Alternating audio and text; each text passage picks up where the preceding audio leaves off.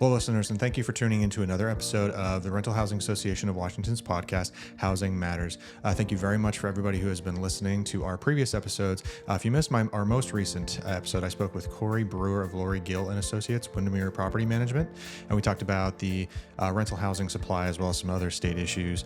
And we had a very, very good conversation, as well as the current state of the rental market and evictions and resident safety. For this week's episode, I sat down with Chester Baldwin, or Chet as most people call him. He's a local attorney in Olympia, and he's RHA's lobbyist down there as well.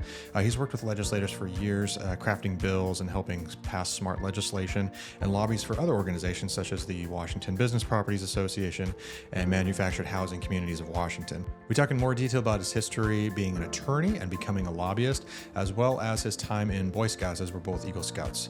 So we had a nice discussion about that. We cover a brief review of some of the housing-centric bills from last year's legislative session, as well as what we can look for in this year's session with regards to any of those bills coming back up and new bills coming up along the way. We also discuss how we may be able to motivate builders and investors to come into our state and help with this housing supply issue. I also talked with Chet about what he thinks about the 6 initiatives put forward by Let's Go Washington, and I will note when we recorded this interview, only 4 of those initiatives had been submitted to the state for signature approval, but at the time of this recording, all 6 have now been submitted to the state, so we'll see what happens with that. I also want to address one item before we jump into the interview. At one point, I said the Washington Business Properties Association got behind a bill to ban natural gas. Effectively ban natural gas in our state, and what I meant to say was get behind the opposition to the bill, so I just wanted to clear that up before we get into the interview. Washington Business Properties Association was very much against the basically all-out ban on natural gas in Washington state. Also, I want to mention at the time of this interview, we did not have the specifics on the rent control bill that will be coming to the House Housing Committee, sponsored by Reps Alvarado and Macri. We do have some more specifics on that now, so I will cover that after our interview. In the meantime, please enjoy my interview with Chester Baldwin, RHA's chief lobbyist in Olympia. Well, Chester Baldwin, thank you very much for joining Housing Matters, the Rental Housing Association of Washington podcast. Very much appreciate your time. Would you start by telling us a little bit about yourself and where you're from and kind of how you got into being an attorney and lobbying and all that? Yeah, thank you for having me. Very excited to get to join the podcast. So my name's Chester Baldwin. I am an attorney and lobbyist here in the state of Washington. I actually grew up right here in Olympia. I went to Tumwater High School, just a couple miles from the Capitol here. My parents actually still live in the same house I grew up in. Wow. And I, from Olympia, ended up going to school first for a year and a half at Western Washington University, then eventually transferred to the University of Washington, and ended up graduating from there. I worked for a consulting firm in healthcare, actually, in Seattle for a number of years, and then ended up going to law school. And then worked down here in private practice. I was first a prosecutor here at Thurston County, and then worked in private practice doing criminal defense, landlord-tenant law, Social Security, L&I, contractor disputes. I've pretty much done everything except family law. Never, ever. And that was by choice. But I ended up getting to do some lobbying work kind of offhand, not because I was necessarily knowledgeable about the career of lobbying, but I happened to be in the same firm that John Woodring worked in. And many of our members will remember John. He was the RHA lobbyist for 20 plus years. And so I worked for a gentleman named Jack Hahnemann. It was John's door, Jack's door, and then my door. And so one time John came down and asked if I'd like to help him with some lobbying for the manufactured housing communities. And I had no idea what that meant. And he said, well, give it a try. And so I got to come down to Olympia and do a little bit, or, come over to Olympia and do a little bit of work in that. And it was a really good fit. It was like my favorite parts of law practice, getting to negotiate things, getting to work things out, and getting to find resolutions to those. And so I was pretty hooked. And then just by way of the story, John Woodring happened to be partners with a gentleman named Mark Jurassic for 25 years. And so I met Mark through John and ended up taking over Mark's lobbying practice. All right. So I, in 2020, we made that transition, and now Mark still works with me. But I'd just say, too, he is one of the warmest people I've ever met on the get-go. I walked into a room with him the first time. He had no idea who I was. He just knew I worked for RHA, and he's one of the first people to come up and say welcome to this world. I'm Mark. Very nice to meet you. Yeah. Yeah, he's a really good guy. I've enjoyed working with Mark, and I've learned a ton from him. I learned a lot from John, and I got the pleasure of working with Kyle Woodring, John's son, for a number of years with RHA too. So fantastic. And I should probably know this off the top of my head, but how long have you been RHA's lobbyist? I've been RHA's lobbyist for about 3 years now. Okay. Yeah. And before that, we were partnered on a lot of things because I worked with some other housing providers, and Kyle was RHA's lobbyist, and then transitioned into that. Beautiful. Going back to a little bit of your earlier life, you are an Eagle Scout. As my, I feel like that's becoming kind of a dying thing. So every time I run into another Eagle Scout, I got to make a big deal about it. It is a dying thing. Yes, unfortunately, but it's. That was some of the best memories of my childhood. I don't know. Did you have any favorite summer camps and things like that? Or yeah, there's actually a Boy Scout camp about 15 miles from Olympia, out to what is that? Summit Lake. Oh, okay, yeah. And it's Camp Thunderbird out at Summit Lake. I know exactly what you're talking about. Yeah. I swam the Thunderbird Mile. I got a lot of merit badges there and had a lot of good times. Yeah. We'd go pretty much every summer. Sometimes there'd be a camp somewhere else, and we'd all go there. But, sure. But yeah, I went to a lot of camps. My dad was one of the Scoutmasters, so he was involved in a lot of that stuff. Yeah.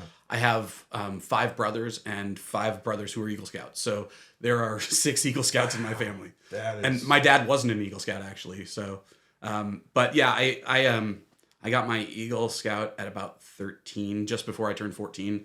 And so I got to do a lot of things in scouting that I think really helped me. And, the overcoming challenges, dealing with adversity. I learned a lot of things that I still use today during that time, in Boy Scouts. And, I had a lot of good times, and there's some lessons that were learned in that too, which are both necessary, I think. Yes. Especially when you're about that age with a half-developed brain as a boy. Doing things. So I distinctly remember one summer we were at Camp Parsons, just out on Hood Canal. Yeah, and we went there once. Did you? Yeah. Love Parsons.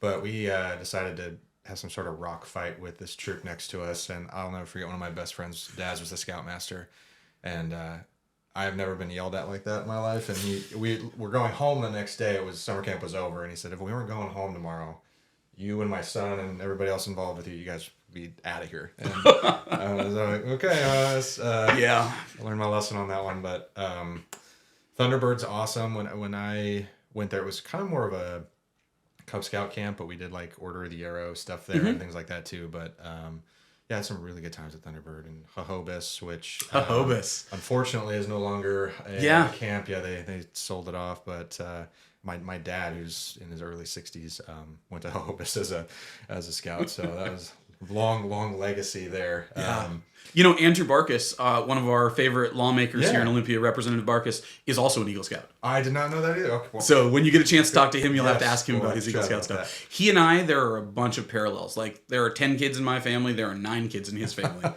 So kind of fun. No, I'd love to chat with him about that. As you said, it contributed a lot to becoming the man I am today, and developmental skills, and just good time hanging out with the guys and learning life skills that I still use today. So. Yeah, and staying out of trouble. I mean, seriously, there was a lot of things I had friends that were doing, and I was busy doing other things. Right. So like, hey, you want to come do this thing with me this week? No, I'm going camping, and they would do something and get in trouble, and I was hanging out in a tent in the pouring down rain on some warehouse or ground somewhere. A lot of rain camping. Yeah. So much rain camping. Everybody would wonder, like, why are you going camping in February? I don't know. We go every month. Yeah, we go all the time. I don't know what to say. We did snow cave camping at Rainier one year. That was fun too. Yeah. I think I was too young to understand the concept of, if this collapses on us, we'll die. I don't think my dad slept very well that evening. Oh, God. Yeah. I know you do some pro bono work for juveniles and veterans. Can you just talk a little bit about giving back some of your time and all that with these groups? Sure. So I've been a criminal defense attorney longer than I've been anything else. Mm-hmm. And if there's anything that I am better at than lobbying, it is criminal defense work. And, I worked a lot as a private attorney in Olympia doing criminal defense. And, I had clients who were both juveniles and sometimes veterans, and those were two places that I saw people not getting the representation they needed, not because public defenders don't do a good job, but their caseloads are different than what a private attorneys are. Sure. And so eventually I just worked with the Thurston County Family and Juvenile Court to have them assign me some cases, especially ones that they had issues with because there's either a conflict of interest or something else. And then the city of Olympia does a lot of work with downtown Olympia, and there's a lot of veterans and homeless. And a lot of this, stems from not having the resources that we need for some of these groups in order to, have them be self-sufficient and not end up, in trouble with the law. Now, I will say, the last several years, the city of Olympia, but I'm sure every other city, has been much more lenient on sort of the homeless issues that exist. Sure. Probably especially after the Boise decision that said you couldn't put somebody in jail for vagrancy or anti-camping or any of those things unless you had enough beds on any given night to sleep all of the homeless people in your community. Okay. Mm-hmm. And so I think things relaxed a little after that. Olympia's had some problems with their managing the homeless communities that they have, but I still think, anybody who is caught up in the criminal justice system needs somebody to represent them. Sure. And as a criminal defense attorney, that's something I believe in. Excellent. So we'll get to your lobbying efforts for RHA in a second, but I just want to talk about a couple of the other orgs that you represent. The first one that you did lobbying for, the Manufactured Housing Communities of Washington, as well as the Washington Business Properties Association. I just want to talk a little bit about something WBPA was big on. They got behind the kind of new construction requiring the no gas appliances type thing. And the state did indeed move forward with, a watered down version of that, I guess. But kind of tying that back to housing, do you think that that's really going to have an impact on new construction? Yeah, so that's a fantastic question. So the state's been working on trying to ban natural gas for at least the last 3 years. And it has been governor request legislation. So our governor wants to ban natural gas across the entire state for everyone. The problem is we don't actually know if we have enough electricity that if we ban natural gas, we could function. And by the way, we don't. Interestingly, the legislature passed a bill 2 years ago unanimously to study whether or not we had enough electricity. Yeah. And guess what? The governor vetoed it because he doesn't really want that answer out there because we don't. And also, if you put on top of that, just layer on that we have a mandate by 2030 to go to all electric vehicles. Yes. Where's that power going to come from? Right. And then on top of that, the governor wants to blow up the dams to allow the salmon to swim upstream. And that's where we get our power. And Washington's very, very lucky in the sense that Washington and Tennessee have the two lowest power rates in the nation because of all the hydroelectricity that we develop. And Washington made this decision a number of years ago to determine that hydro was not a renewable energy source, which is garbage. Absolutely. That just is to funnel people into wind and solar, even though those things work so much less efficiently than hydro in this area. But, overall, we've got a problem with electrical anyway because you can't store that power. And, there have been places who've banned natural gas, Berkeley for one, and those locations experienced rolling brownouts at times, because generally speaking, when you hit peak demand, you don't have enough electricity for that, and they would normally turn on these giant natural gas-fired turbines that would produce enough electricity to meet the demand at peak times. They could not turn those on anymore because they've been banned. So there was a decision out of the Ninth Circuit Court of Appeals right towards the end of session last year that said that no jurisdiction may ban natural gas because there is a federal preemption on appliances. So like gas stoves, gas ovens, all those things, no local jurisdiction is allowed to ban those. And so the governor had to do something different. And he's been trying to get, first he packed the State Building Code Council with people who would vote the way he wanted them to. And then he got the State Building Code Council to ban natural gas in new construction. But then the decision out of Berkeley came, and they realized they couldn't do that. So they rolled back their ban to say you can't use any gas appliance that's less efficient than the electrical version. Sure. So it's still, in essence, looking to ban natural gas, and that's 100% the goal. And I think one of the things most frustrating to me is that the general public has no idea this is going on. Mm-hmm. And the more of the general public that I talk to and just inform about this natural gas ban, the more of them that are angry. Because it's a stupid idea. Yeah. And on top of all those things that we've already talked about, if you look at it from sort of a national security defense standpoint, you're giving up a resource. Yeah. And so you're giving your enemies, and I'm not, a conspiracy theorist or anything, but if you only have electric power and you don't have natural gas, and somebody wants to knock out your electric power, well, you're done. Yeah. And so many things are affected by that I just think it's a bad decision, and one that is very short-sighted by a governor who only has one issue. And his issue is carbon and climate, and that's it. And we'll get to the carbon thing in a little while. I do want to touch on that for sure, because absolutely, we'll touch on that. One of the big bills that RHA and the Manufactured Housing Communities of Washington were kind of concerned about last year was the first right of refusal bill for the sale of mobile home parks. Can you talk a little bit about kind of how that went? I did a quick little search online, and I guess there's been 7 successful purchases. Yep. What are you hearing on that? So I think we're going to have a little bit of a trailer bill this year, just to kind of clean up a couple of the things, some dates, and making sure that everybody's on the same page with some things, not making substantive changes. Sure. But that was a very big bill in the manufactured housing space last year. It is something that for the last 6 years we had defeated.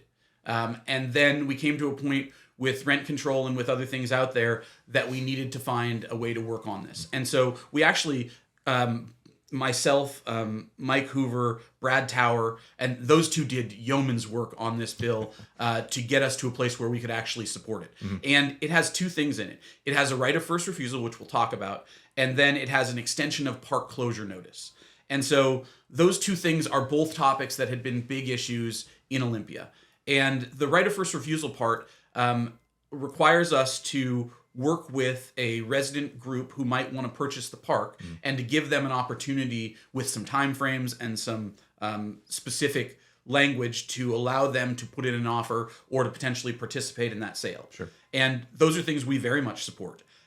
Realistically, there's not a lot of resident groups that can pull together the financing, even working with a group called RHAWA, resident-owned communities, to get that done. In fact, we had one with one of our RHA members, I believe, that completely fell through because the funding just couldn't work the way that they had hoped it would. And the resident groups couldn't come up with their portion of things. And the other problem so I totally support resident-owned communities. When we can find that partnership, it's wonderful. Yeah. But if we're going to do that, the state of Washington really needs to create a fund so that when infrastructure fails, whether that's a water system, the septic, or whatever it is, they have money that they can loan or grant to these communities, because the number one thing that closes these communities is they become resident-owned and then they get a $1.5 million bill because the water system failed and they don't have the resources to be able to take care of that. And then the park closes and all of those people lose their housing. And, we've done a lot of work on relocation assistance in the manufactured housing sphere because we know that some of these parks are going to close. And the ones that are closing are the ones that are right now in the path of progress. They are in transit-oriented development areas where the RTA is or whatever, and they're pulling out a park that has 54 spaces, and they're going to put in 350 spaces of housing. Multifamily housing. And it'll be close to a transit stop, so it'll serve people who might not have vehicles. And so, we'd love every manufactured home park to stay forever, but we also understand that there are different needs at times. Sure. And one of the biggest problems we have in the state, it has always been a cycle where the city has kind of sprawled. They've come to where the park is. The park gets redeveloped into something else, but a new park opens or 2 new parks open. Okay. But over the last 20 years, because of the Growth Management Act, those new parks can't open because they are not allowed to build outside of that UGA boundary. And so that's been a huge issue for us. And it's one of the reasons why every city wants to make sure their manufactured housing community doesn't close, but they also don't want a new one in their community. So, those are problems that we generally face in the manufactured housing area that are a little different from even the rental housing area. And we'd love to see new parks. We would love to build new parks. There's a new one going up in Sequim. I think there is a new one, or a relatively new one in Yakima. But those are the only 2 communities that I know of that are new over the last 20 years or so. So wow. Okay. We're really hoping, we've got a bill this year actually on the manufactured housing area that would allow these parks to go outside of the urban growth boundary where those areas are served by services already, water, sewer, those kinds of things. Because often there are areas that directly across the street is area that we could build, but it's outside the UGA. And so being able to go just that little bit would allow us to provide much more affordable housing. And that's always what manufactured housing has been. It has been workforce housing and affordable housing, and housing that can be obtained and you can own a home without having to, fight in a market where the average home price is over $500,000. Yeah, which is the other flip side of that coin is it's still an affordable place to live. And you can still own the house, you at least your dirt underneath. And obviously I know there's park-owned homes, but still an affordable option to buy a home if you would like to. And the other thing, there's all this fear of parks closing, but the reality is the vast majority of parks are not closing. They're not looking to close. Yep. They're run by people who love having manufactured housing communities, and they do not intend to change that. Fair enough. So legislative session 2023, there were, I believe it was 6 big rent control bills that you and RHAWA and legislators and kind of our collective coalition were able to stop. Those will automatically come back up because of the biennium rules. What do you kind of see with those? I know most of those were, CPI inflation data tied to raising rent and also notice of timeline, new cause of action, possibilities, and things like that. Yeah, we've never seen this kind of focus on rent control.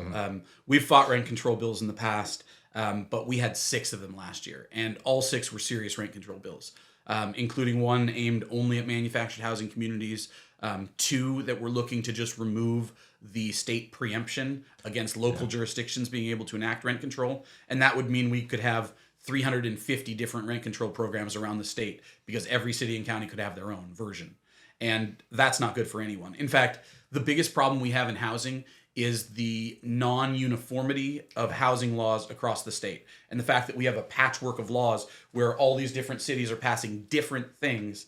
And then if you're a small housing provider, how do you ever keep up with all those different regulations? And if you want to be a good housing provider and follow the law and do everything right, we've made it almost impossible if you have different jurisdictions because no one can keep up with those number of things. And especially our small housing providers. We have a lot of what I like to call accidental housing providers. Yeah, yes. They're, people who had a starter home and then eventually they moved up to another home, and instead of selling this house because the timing wasn't right or whatever it was, they chose to become housing providers. And so they rented their house.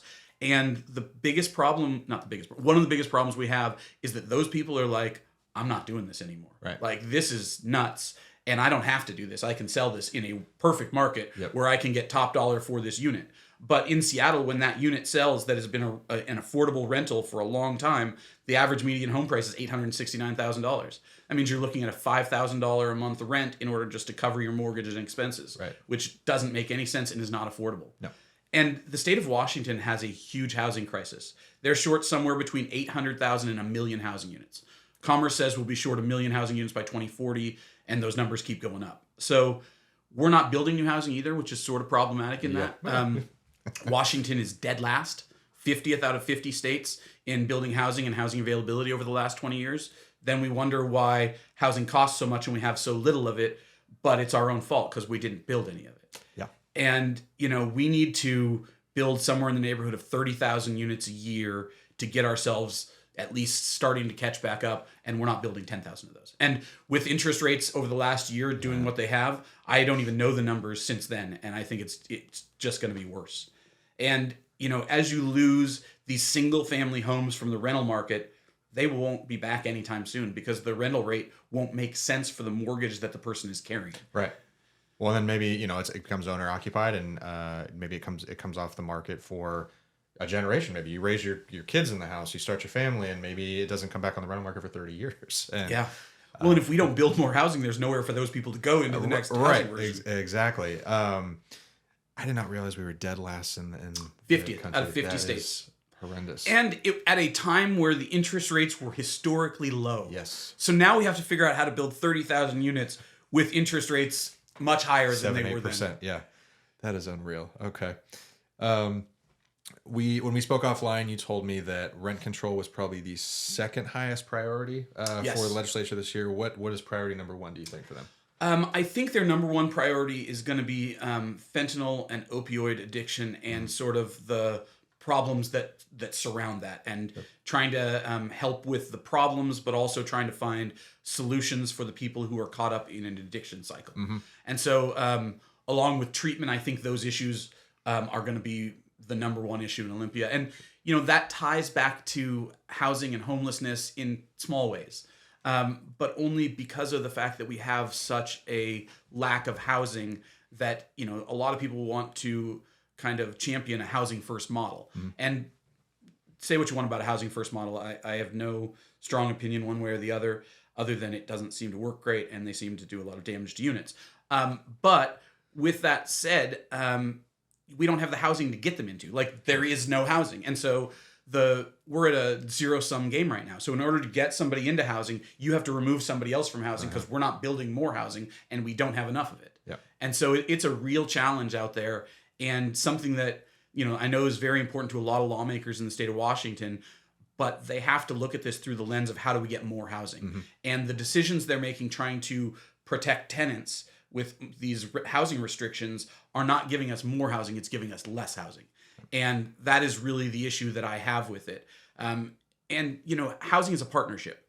It's the state of Washington, the housing provider, and the tenant. And everyone has a duty and everybody has a responsibility. The housing provider's responsibility is to keep the place habitable, to make sure they take care of issues, and to make sure that the tenant has quiet enjoyment of that place. The tenant's responsibility is to pay their rent and take care of the unit. And when the tenant's not able to pay their rent, the state of Washington needs to step in on behalf of that tenant and say, you know what?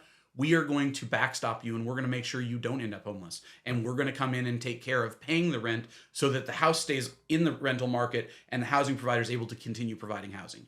And we found during the pandemic that rental assistance was the one thing that helped everybody in that housing continuum. And that partnership stayed strong because the state of Washington came in and did what they should do now, which is provide assistance to those people who are at the lowest income or who have been marginalized, or of communities of color who have been shut out of housing, and they should come in and help those people make sure that they can afford their rent. And trying to control the market with rent control, all it does is give us less housing that continues to get more expensive, and it doesn't actually serve the people that they want it to. It is like taking a sledgehammer to try to kill a fly, because you're not even just influencing the units that you want to. Their goal is to take care of those people who are at the lowest socioeconomic status. And I applaud that goal. But rent control doesn't do that. Rent control is actually best for somebody who makes a lot of money, because they get the same protections that the low-income person does. Sure. And, that was never what we intended, and it's never been a good, efficient use of the market. If instead they targeted rental assistance to people who are low income and part of those classes who've been historically excluded from housing, they could put money just to those people and not influence the rest of the market. And that's what they should be doing, in my opinion. Excellent. Couldn't agree more. All right, jumping to, I believe we have 4 confirmed ballot initiatives with signatures turned in from Let's Go Washington, and we're waiting on an additional possible 2. So we've got police pursuit, the carbon cap and trade, or the gas tax, as everybody would call it, the parental rights one, and the state income tax, if I'm correct. Yeah. Yes. Can you talk about those a little bit? Yeah. So Let's Go Washington has done a great job getting out and getting signatures. They've got 6 initiatives. You mentioned the 4 that have already qualified, or that they believe have enough signatures to already qualify. The other 2 being the long-term care tax and capital gains. Capital gains, correct. Those 2 have not qualified yet, but they do have over 350,000 signatures for each. I think they're trying to get above 400,000 so that when those signatures get gone through, they still have enough to qualify. No duplicates or anything. Yeah. But at least those 4 initiatives, and maybe as many as 6, will be to the legislature for this upcoming session. And it's going to be really interesting, because I will say, in the 15 years I've been down here, I haven't seen this process play out the way that it did this year. And the interesting thing about initiatives is they are supposed to be granted priority over everything else except the budget. And so the budget's supposed to be the number 1 priority, all the initiatives are supposed to be the second priority, and then everything else. And given that everything else is a lot of issues, I mean, we talked about opioid, we talked about rent control, but there are so many others that are out there. And those things all are supposed to take a back seat to the budget and the initiatives, which is going to be in a short session. Yeah. We've got 60 days. Yeah. This is going to be a sprint from January 8th to March 7th.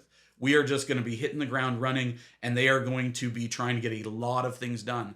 But those initiatives are likely to take up a lot of time, at least on the floor, because if they're going to put these things up for a vote, whether that means it's the initiative as it sits now or it's been modified by the legislature, there's going to be a lot of discussion and a lot of floor time used for those. And the interesting thing is If the legislature passes them as written, they do not go to the voters, which makes sense because the voters already have given us the signatures. If they were to modify the bill or refuse to pass the bill, let's just cover both those. If they refuse to pass the bill, it automatically goes to the voters in November. If they modify the bill, I believe both versions go to the voters in November. So it could 12. It's possible we could have as many as 12 things on the ballot from 6 different topics. So it's going to be really interesting. And I don't know that I can say this with 100% certainty, but I don't see the legislature with the current makeup of lawmakers passing these things. Sure. At least the way that they sit. So it's going to be really interesting to see how much of this session becomes about those initiatives and the process by which they either get modified, changed, negotiated, or just kind of set aside. Wow. It's going to be fun. It'll be interesting. It will. If you were a gambling man, I know you just said you think they're probably going to go to the ballot. Is that really where you put your money? Okay. Yeah, I'd put my money that all of them end up at the ballot, and at least a couple of them end up with alternatives on the ballot with them. Okay, so maybe we get 10 things to vote on or something like that. Yeah, I mean, I would think that the carbon one would probably, maybe they'll put some version of that up so that there's 2 versions of that because that hasn't been as popular. So they, Yeah, that seems to be the one that just irks the most people. Just the regular people I talk to, that's the one that just gets them the most, it seems like. Yeah, and the fact that the legislature made it so that you can't attribute the increase in gas costs to the carbon tax is just, it's not honest. Yeah. It isn't. And we all know that, because here's the thing. They want to just put this on gas companies and say that they are charging exorbitant amounts. Well, maybe. I'm not even saying that's not true. But they raised $2 billion in taxes on those same people. So if they thought that wasn't going to end up in the price of the product that they produce after getting $2 billion of their dollars, that's ridiculous. I'm not a businessman, but that just seems to make perfect sense to just a common person who's not in business. Like to think that they won't pass this on to the consumer, I don't understand where your mind's at with that. It's like there's a lot of people who apparently do not understand the law of supply and demand. Right. Because as something gets, more expensive or harder to get, the demand for it, like housing is a perfect example. Yes.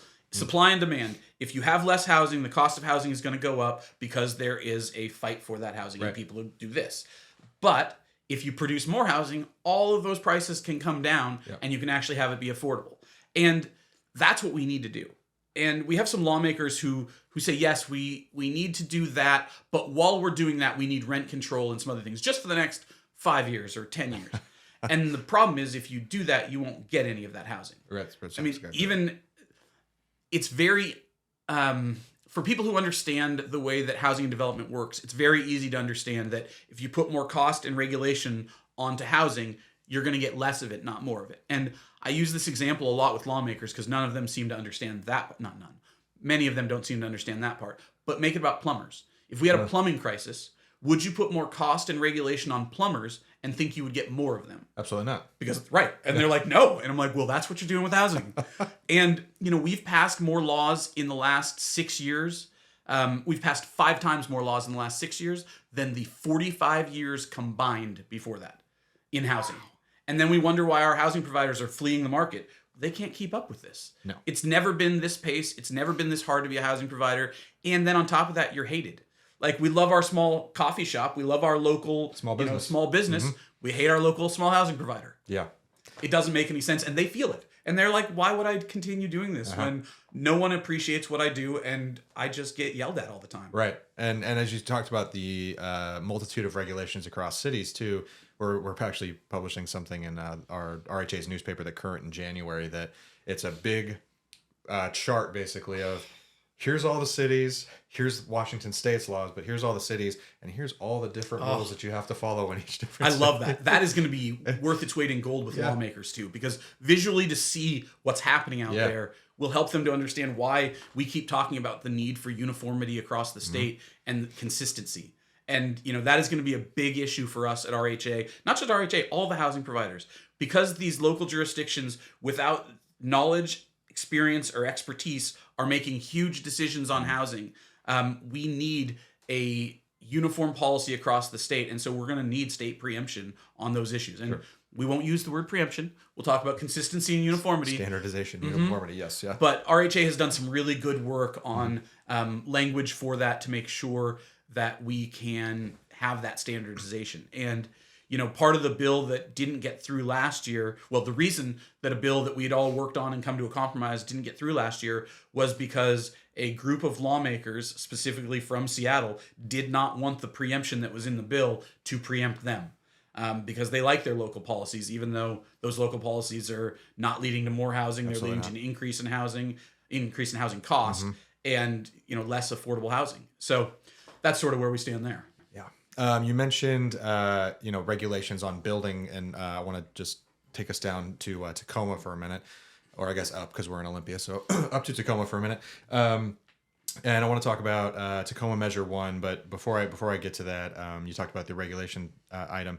My parents, they tried for, I think it was 4 years to put a DADU on the back of their property because they wanted, there's a garage underneath, so they wanted the space too, but they also wanted to provide some housing for, they live right by the University of Puget Sound, so they wanted to either provide it to students or they've done some traveling nurses, things like that.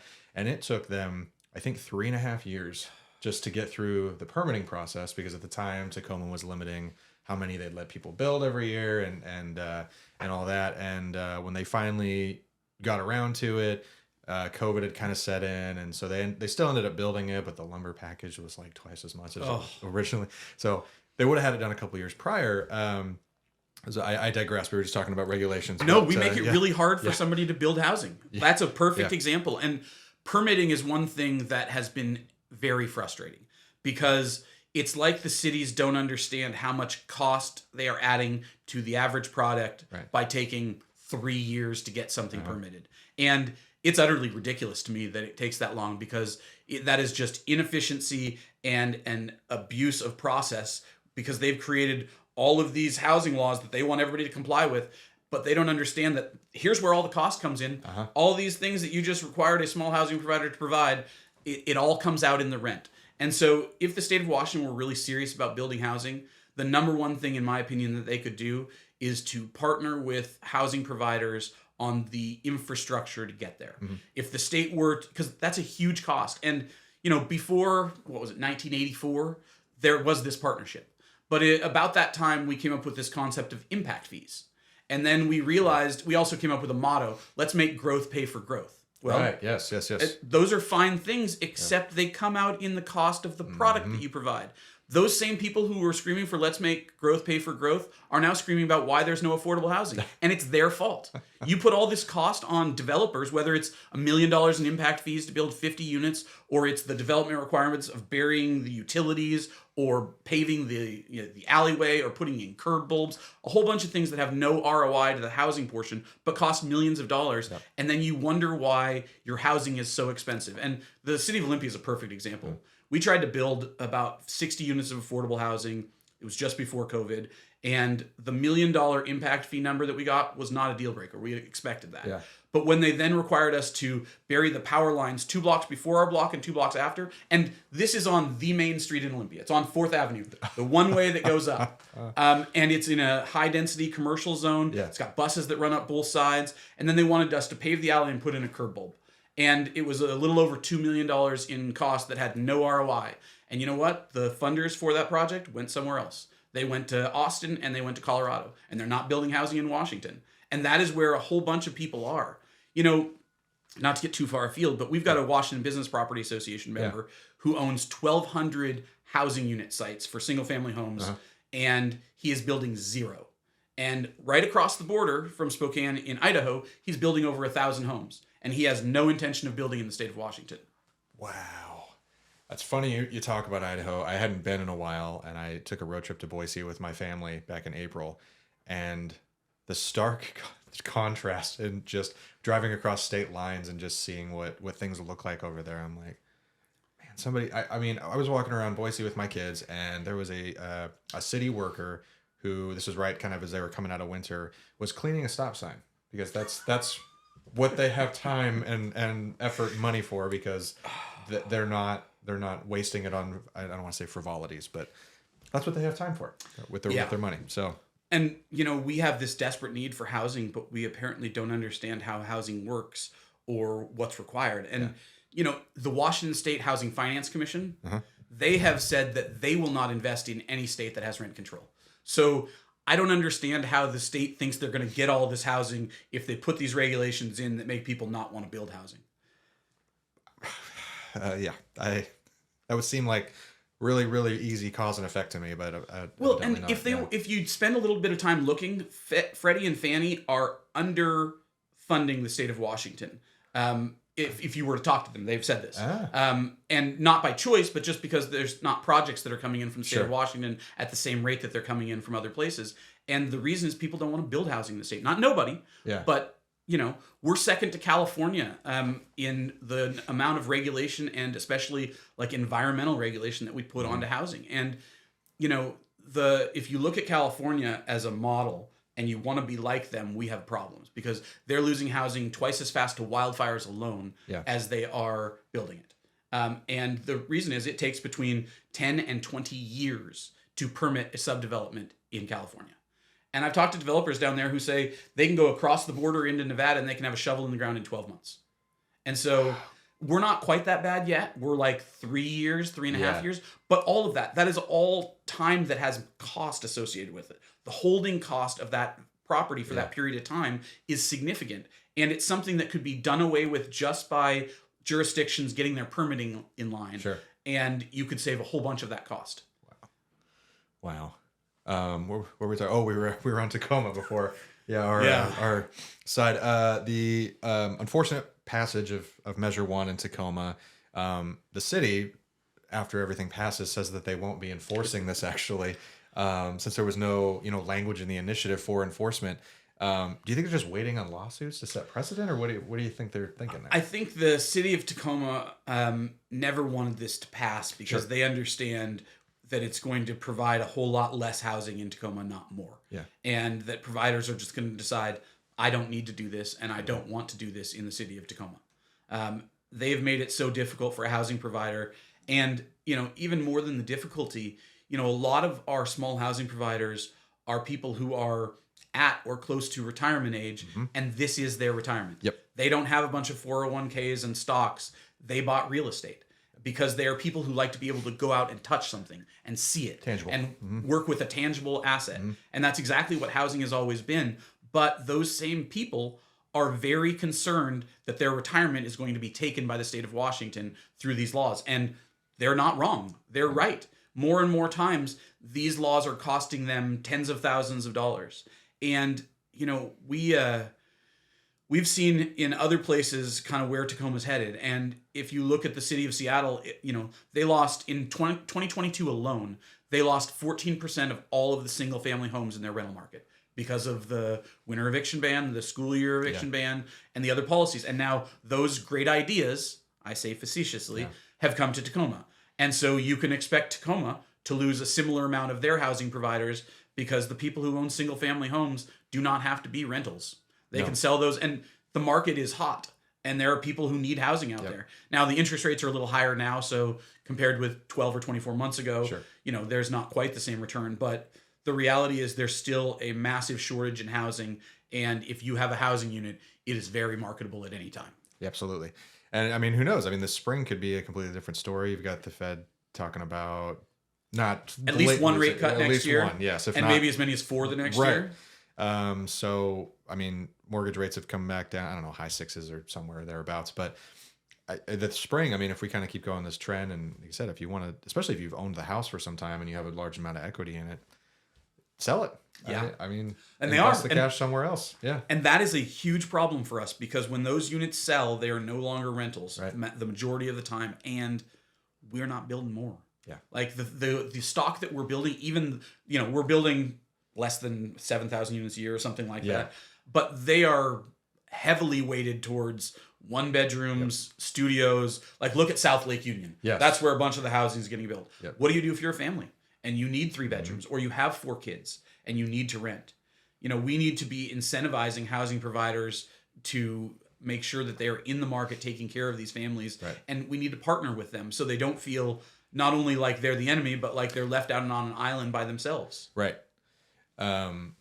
So with this passage in Tacoma, we've talked about rent control at the state level and everything. Do you think there will be a bill closely mirroring this, or I don't want to say identical, but maybe a slightly watered down version of this at the state level? Yeah, I think we've been told already that there was going to be a version of the Tacoma Measure 1 run at the state level.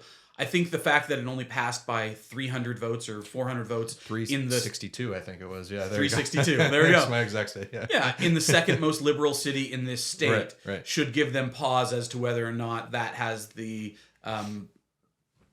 appeal to a broader category of lawmaker. And I can tell you there's a lot of people who don't think that's a good idea at all. Yeah. Now, I think we'll probably see the bill. It will give us an opportunity for discussion. Sure. And we can talk about many of these things. And RHA will be doing a ton to educate lawmakers on rent control, but also on this issue. So we'll be meeting with every member of the Senate Housing Committee, every member of the House Housing Committee, and whether they're Republican or Democrat, we're a bipartisan organization. Yep. We support those people who support our housing providers. And there are people from both sides of the aisle that do a really good job for us. There's going to be a rent control hearing, probably on the new rent control bill from Representative Alvarado, that is going to try to peg that, I believe, at 5%. And we're going to need to have lawmakers see how important this issue is to our members. And, we are the only state on the West Coast that does not have rent control. And it has been because of the efforts of RHA and our partners. And we are going to stay that way. But we're only going to be able to do it if everybody joins us and comes down to Olympia, contacts their lawmakers, lets them know rent control is a terrible idea and that we are looking for a partnership with the state and want to be long-term partners. RHA is going to work on drafting, with your help, a short list of bills to try to kind of put forward for the session. We're talking about our tenant assistance program. We like to call it TAP. Turn on the tap. That is my favorite. Yeah, is it okay? Giving tenants kind of, as you mentioned, some short-term help if they're having some trouble. Maybe they lost their job or medical issue, anything like that. So your favorite issue, what are your kind of thoughts on that? My thought is that that's exactly what the state of Washington should be doing for those people who have the least financial resources and can't do that for themselves or have hit a hard time.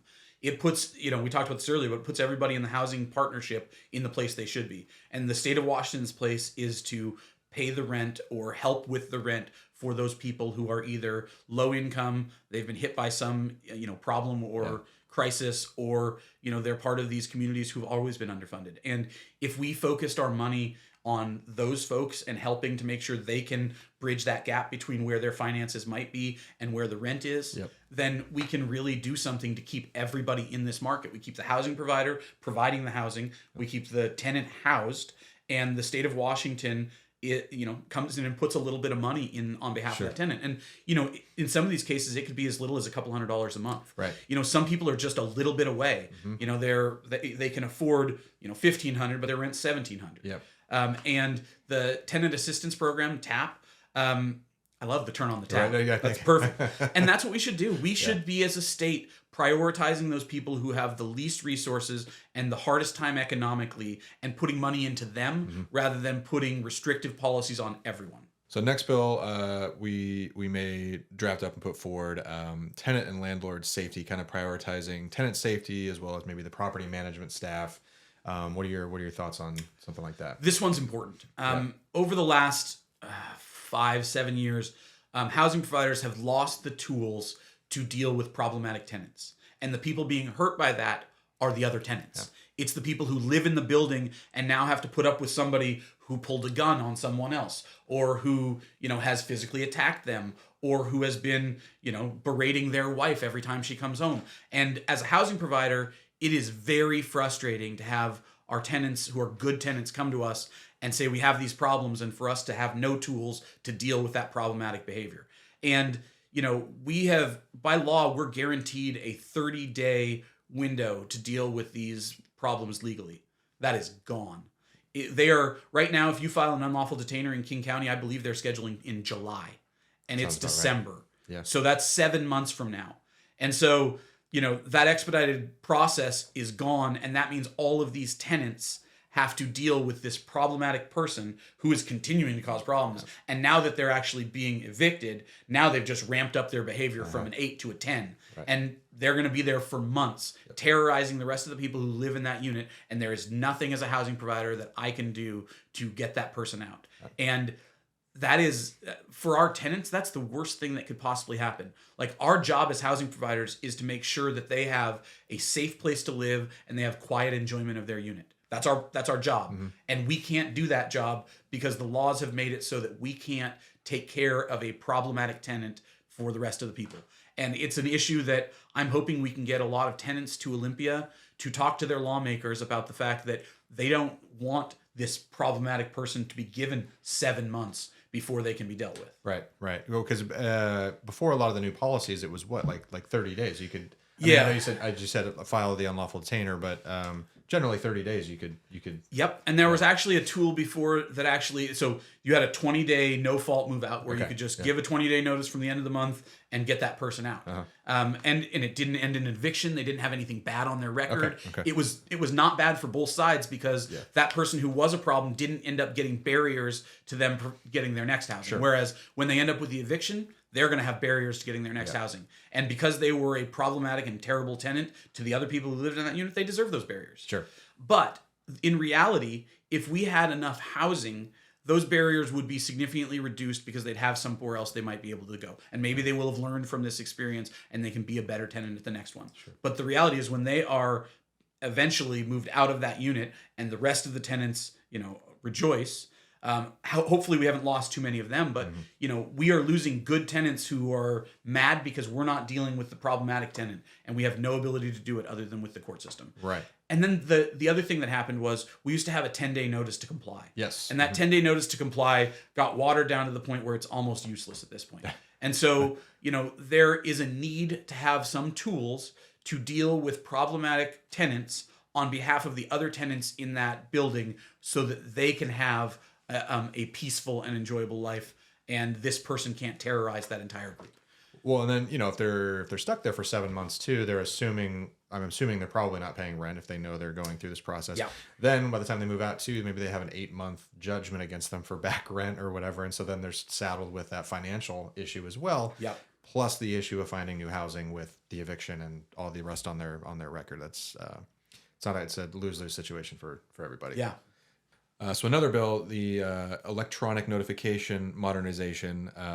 Simple electronic notices allowed for most of all the servicing needs, because you can go through. We were talking about buying houses and stuff earlier, and you can go through most of the home buying process digitally. You may have to go in, at the end when you fill out all your paperwork, you have a notary stamp something and you sign a couple pieces of paper with an actual pen, but with renting, it's completely not up to scratch, I guess, on that front. Yeah, and this is something that was part of the agreement that we had last year that ended up blowing up. I don't know that there is disagreement about the idea of modernizing this. It's just in the details of how we do that. Sure. And the version that we're looking at is an opt-in, so that the tenant would choose to be involved in that electronic notices process. And realistically, talking to a lot of our tenants, they tell me that they are much more likely to get an email than they are their actual mail, because either they don't check it very often or whatever, and they check their email religiously. Yes. And so, we believe that that's actually a better notification method for everybody. And additionally, it's something that I think has some bipartisan appeal. This one, I don't think has to be a fight. We got to get the details right so that everybody can feel comfortable with it. But it's a good idea, and it's something that Oregon just tackled. And so we might be looking to Oregon at their solution, which I think they combined electronic notices with the return of deposit funds by ACH or something like that. Okay. Uh-huh. And so there was a little bit of win for everybody in that. Sure. And that's something that we are definitely looking at, how we might be able to get some support for a version like that. Uh-huh. But I'm hoping that this electronic notices bill, which we're running for both the RLTA and the MHLTA, both, so that everybody would have the ability to use electronic notices. And this is something our partners at the Manufactured Housing Communities of Washington, this is one of their top 3 issues. And, also our friends over at WMFA, the Washington Multifamily Housing Association. So everybody's aligned on this. We think it's a really good idea. And if we can keep away from partisan bickering, we may be able to get this thing done. Sure. When you talk about this Washington wanting to be green as well, think about all the driving around all these papers and the trees and everything. I mean, it's and on top of that, we're required to put these notices on people's doors. Right. And that, it's embarrassing. That is, not something that nobody wants that notice tacked up to their door. We don't want to put it up there. They don't want it on the door. Yeah. Let's send it electronically instead, and everybody can feel a little bit better about that, and no one gets shamed. Sure. And the next would be the affordable housing tax relief, I think is what we're going to call it. But big developers have MFTE. How about maybe getting something like that for the small mom and pops? Love it. Yeah. The idea behind this is sort of an agreement to keep our rents affordable in exchange for tax benefit, whether that's a waiver of property tax or something else, but some financial incentive for a housing provider to agree to keep their unit at an affordable rate, which, again, solution that helps everybody. It keeps the tenant at a rent they can afford. It keeps the housing provider providing housing and getting the benefit of this tax reduction.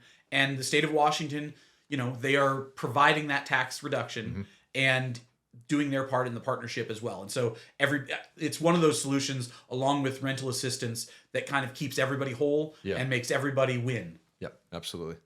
So we've already kind of talked about it a little bit. We know we have a housing supply issue, but if you had to just pinpoint one action that the legislature could take, I know one's hard, but if you had to pinpoint one, what do you think it would be to help with housing supply?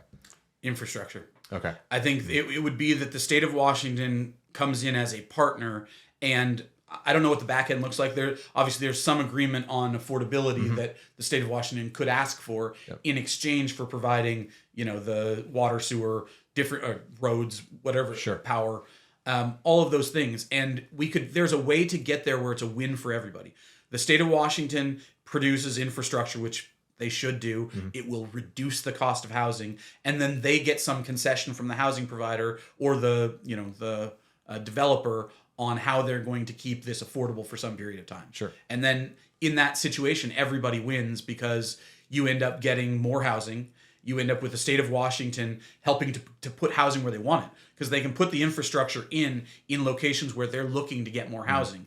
And they'd have to do it in partnership with the cities, obviously, because those would be in city areas. But I think that one of the best things they could do is just kind of lean into that partnership with the local jurisdictions, the housing provider, and the rental or the renter, in order to help us to expand the supply of all housing. Because by building all of the housing, we'll get more rental housing. Absolutely. And part of the reason is, even if you build high-end homes, people move up into those, others move up, and then you're often left with this rental home that is now at a more affordable rate that you can now work with somebody 100%. On a rent that can be affordable. Absolutely.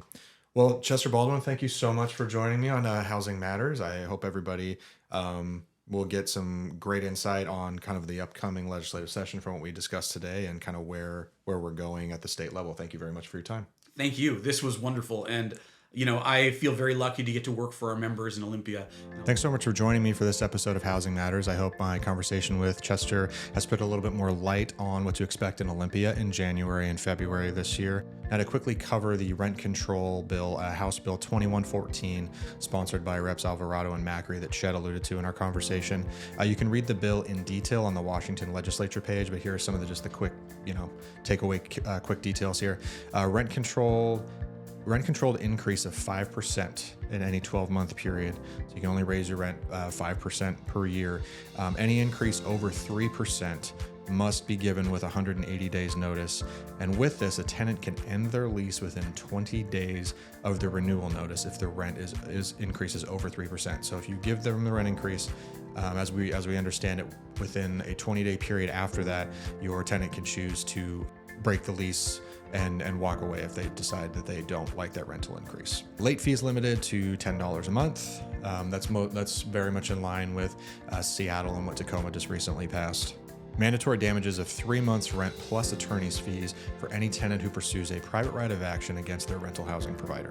One last thing I'll note on this, again, you can read the full bill in detail on the Washington legislature page, but the last bullet point I kind of want to cover is no way of increasing rent by more than 5%, even in the event that the factors of cost are outside of the housing provider's control, such as maybe their property taxes go way up or their homeowner's insurance jumps up by quite a bit, things like that, completely out of the housing provider's control. Still can't raise rent by more than 5%. RHA will be in Olympia speaking with lawmakers to impress upon them why a bill such as the one I just mentioned would be devastating to the small rental housing providers that are the makeup of RHA's membership. We'll have updates on all our social media channels for all things rental housing concerned during this legislative session, so keep an eye out for all that. Also, reach out to your local district lawmakers and impress upon them why a bill such as the one I described would have a profound effect on you as a small rental housing provider. Look for episodes of this podcast, Housing Matters, anywhere you find your podcast, or if you prefer the video version, you can find that on RHA's YouTube channel. If you have a topic that you believe should be covered in a future episode of Housing Matters, please feel free to email at me at my email, chjalseth@rhawa.org. Please feel free to email me if you have any suggestions for topics, or if you think I should be diving deeper into something that is affecting our collective industry together. The views expressed in episodes of RHAWA's Housing Matters podcast do not necessarily represent the views and policies of the Rental Housing Association of Washington. Formal legal advice and review is recommended prior to selection and use of this information. RHAWA does not represent your selection or execution of this information as appropriate for your specific circumstance. The material contained and represented herein, although obtained from reliable sources, is not considered legal advice or to be used as a substitution for legal counsel. Copyright 2024.